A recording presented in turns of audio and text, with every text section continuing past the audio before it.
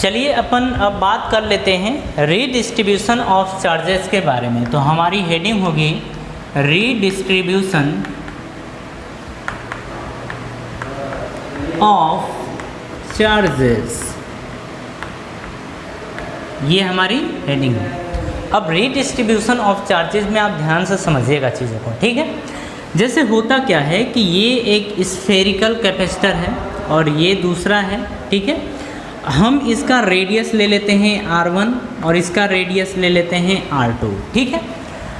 और इस पे जो चार्ज है वो Q1 है, हम ऐसा मान ले रहे हैं Q1 है। जो इसका पोटेंशियल है वो V1 है, कैपेसिटेंस C1 है। यहाँ पे जो चार्ज है वो Q2 है, पोटेंशियल V2 है, कैपेसिटेंस C2 है। ये सारी चीज़ें गिवन है, ठीक है। इसके बाद एक दुर्घटना घटती है और दुर्घटना में ये होता है कि हम इसको एक कंडक्टिंग वायर के थ्रू जोड़ देते हैं। मतलब इन दोनों स्फेयर को हम किसी कंडक्टिंग वायर के थ्रू जोड़ देते हैं। अब देखते हैं कि इसके बाद होने वाला क्या है, ठीक है। रेडियस तो जो है वो वही रहेगा, ऐसा तो होगा नहीं कि गोला छोटा या बड़ा हो जाएगा। गोला छोटा बड़ा तो होगा नहीं, जो है वो का वही रहेगा। लेकिन हाँ, एक चीज़ आपको ध्यान रखनी होगी कि जो इसका कैपेसिटेंस होगा वो चेंज नहीं होगा। मतलब अगर इसका C1 और तो इसका C2 जो है वो का वही रहेगा, ठीक है। हाँ, लेकिन एक बात ये है कि इसका चार्ज अलग हो जाएगा। लेकिन उसके पहले हम बात कर लें इनके पोटेंशियल की, तो इन दोनों का पोटेंशियल सेम हो जाता है, ठीक है। और जब पोटेंशियल सेम हो जाता है तो भी चार्ज एक से दूसरे के ऊपर नहीं जाता है। इसका कॉन्सेप्ट समझिए। जब हम इन दोनों स्फेयर को एक कंडक्टिंग वायर के थ्रू जोड़ते हैं तो जो हायर पोटेंशियल से, मतलब जो हायर और लोअर होता है, उसमें क्या होता है कि जो चार्ज होता है वो हायर पोटेंशियल से लोअर पोटेंशियल की तरफ मूव करता है। और ये तब तक चार्ज मूव करते रहता है जब तक दोनों का पोटेंशियल सेम ना हो जाए, ठीक है। ये बात आपको ध्यान रखनी होगी। तो वायर को हमने जोड़ा और जब वायर को हमने जोड़ा तो पोटेंशियल दोनों का क्या हो गया, सेम। पोटेंशियल दोनों का क्या हो गया, सेम। अब हम बात करते हैं चार्ज के। तो देखो, चार्ज तो अलग अलग हो गया है। क्यों? क्योंकि अगर पोटेंशियल चेंज हुआ तो इनका चार्ज क्या होगा, अलग अलग हो जाएगा। एक Q1 डैश तो दूसरा Q2 डैश हो जाएगा, ठीक है। अब हमें कैलकुलेट क्या करना है, देखिए हमें इसमें कैलकुलेट करना है फर्स्ट हमें कैलकुलेट करना है कॉमन पोटेंशियल, ये हमें कैलकुलेट करना है। सेकेंड हमें कैलकुलेट करना है कि जो इनके ऊपर नया चार्ज आया है वो नया चार्ज क्या है, मतलब न्यू चार्जेस, हमें ये कैलकुलेट करना है, ठीक है। अच्छा, चलिए ये चीज़ तो आपको समझ में आ गई, बट एक इसमें कुछ इम्पोर्टेंट पॉइंट्स हैं, उसे भी आपको ध्यान रखना होगा। तो देखिए, अब पॉइंट्स को आपको क्या ध्यान रखना है कि बाई कंजर्वेशन ऑफ चार्ज,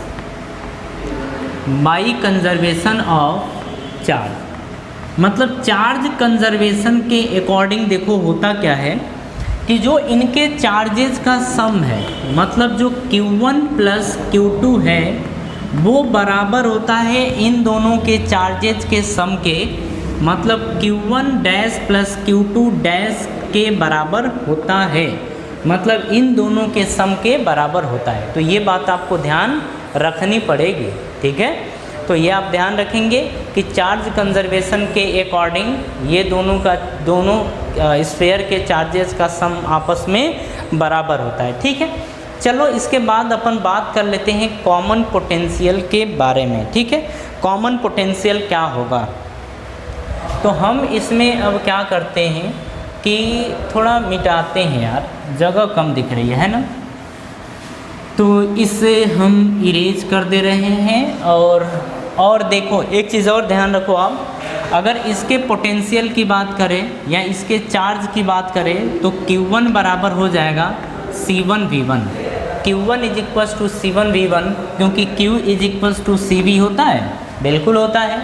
अगर यहाँ से हम बात कर लें Q2 की तो Q2 हो जाएगा C2V2 के बराबर, ठीक है। अब यहाँ पे समझिए, नेक्स्ट हम देखना चाहते हैं कॉमन पोटेंशियल, तो B है और इसमें हम बात करने जा रहे हैं कॉमन पोटेंशियल के बारे में। अब कॉमन पोटेंशियल में समझिए होगा क्या, हम यहाँ पे लिखेंगे V is equals to Q by C होता है, V equals to Q by C होता है। तो हम यहाँ पे लिखेंगे total charge upon total capacitance ये होता है, ठीक है।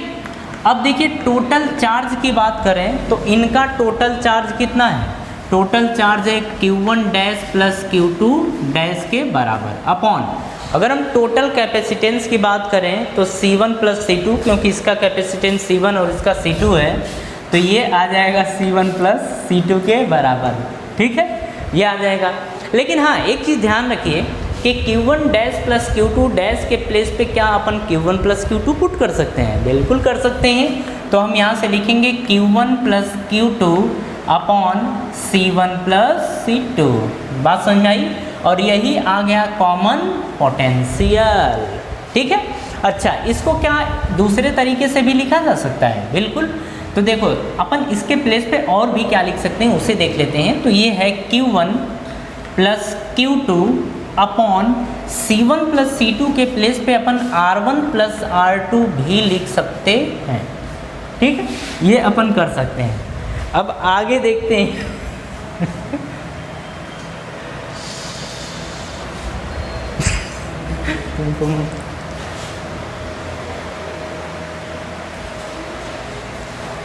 चलिए यहाँ पे अपन क्या कर सकते हैं, Q1 और Q2 के प्लेस पे अपन कुछ वैल्यूज़ अलग से रख सकते हैं। अब देखिए क्या रख सकते हैं अपन, यहाँ से Q1 is equals to C1 V1 था तो यहाँ पुट करते हैं, तो common potential V is equals to आ जाएगी Q1 के प्लेस पे अपन रख दे C1 V1 प्लस Q2 के प्लेस पे C2 V2 अपॉन नीचे है C1 प्लस C2, ठीक है। जब कैपेसिटेंस दे रखी होगी तब तो अपन ये रखेंगे, लेकिन अगर कैपेसिटेंस के प्लेस पे रेडियस दे रखी होगी तो फिर क्या रखेंगे वो भी देख लेते हैं। तो रखेंगे V is equals to R1 V1 plus R2 V2 upon R1 plus R2, ये अपन पुट कर देंगे, ठीक है। तो हम यहाँ पे क्या बोल देंगे कि V इज इक्वल्स टू हम लिख सकते हैं C1 V1 plus C2 V2 upon C1 plus C2, या यहीं से रख सकते हैं R1 V1 plus R2 V2 upon R1 plus R2 अपन ये रख सकते हैं, ठीक है। तो ये आ गया कॉमन पोटेंशियल और इसे आप अच्छे तरीके से कॉपी कर लें, ठीक है। करेंगे फाइनल चार्ज के बारे में कि फाइनल चार्ज कितना होगा, ठीक है। चलिए इसको हम इरेज कर दिए, लेकिन इसको फिर से हम बना दे रहे हैं। यहाँ पे इसको भी बना दें, यहाँ पे पोटेंशियल है C2, यहाँ का पोटेंशियल है कैपेसिटेंस है C1, पोटेंशियल है V और चार्ज यहाँ पे है Q1 डैश, ठीक है। अब हम बात कर रहे हैं यहाँ पे फाइनल चार्ज के बारे में कि दोनों के ऊपर फाइनल चार्ज कितना होगा। तो देखिए यहाँ पे हम बोलेंगे Q1 dash is equals to क्या C1 V आएगा, बिल्कुल आएगा। अगर हम Q1 डैश की बात करें तो C1 V आएगा, हाँ आएगा, इज इक्वल्स टू C1 के प्लेस पे C1। अब कॉमन पोटेंशियल V के प्लेस पे क्या अपन पुट करेंगे, V के प्लेस पे C1 V1 plus C2 V2, तो हम रखेंगे C1 V1 plus C2 V2 upon C1 plus C2, ये पुट कर देंगे, ठीक है। अच्छा इसके प्लेस पे अपन रेडियस के फॉर्म में भी अगर वैल्यू रेडियस के फॉर्म में दे रखी है तो अपन लिखेंगे C1 के प्लेस पे R1 और अंदर C1 के प्लेस पे R1 V1 plus R2 V2 upon R1 plus R2, ये हम पुट कर सकते हैं, ठीक है, ये हो जाएगा। उसी तरीके से अगर हम Q2 डैश की बात करें तो C2V होगा, बिल्कुल। Q2 dash is equals to C2 into V, C2 के प्लेस पे C2, V के प्लेस पे अपन रखेंगे C1 V1 plus C2 V2 upon आ जाएगा C1 प्लस C2, बात समझ में आ रही है। अब देखिए अगर इसको रेडियस के फॉर्म में अपन रखना चाहें तो अपन रखेंगे यहाँ पे R2, C2 के प्लेस पे R2, अब यहाँ पे आ जाएगा R1 V1 plus R2 V2 upon R1 plus R2, ये रख देंगे और ये आ जाएगा हमारा फाइनल चार्ज। ठीक है, तो जब भी फाइनल चार्ज कैलकुलेट करना हो तो इस तरीके से कैलकुलेट करेंगे। और एक बात है आपके, इसे आप डायरेक्टली रट्टा मार लें। ठीक है, जब भी कॉमन पोटेंशियल आए तो इस तरीके से, जब भी कॉमन पोटेंशियल आए तो अपन ये डायरेक्ट रट्टा मार लेंगे। लेकिन अगर हमें चार्ज की बात करें, फाइनल चार्ज की बात करें, तो इस तरीके से करेंगे और इसे हम लिख देंगे रट्टा मार। ठीक।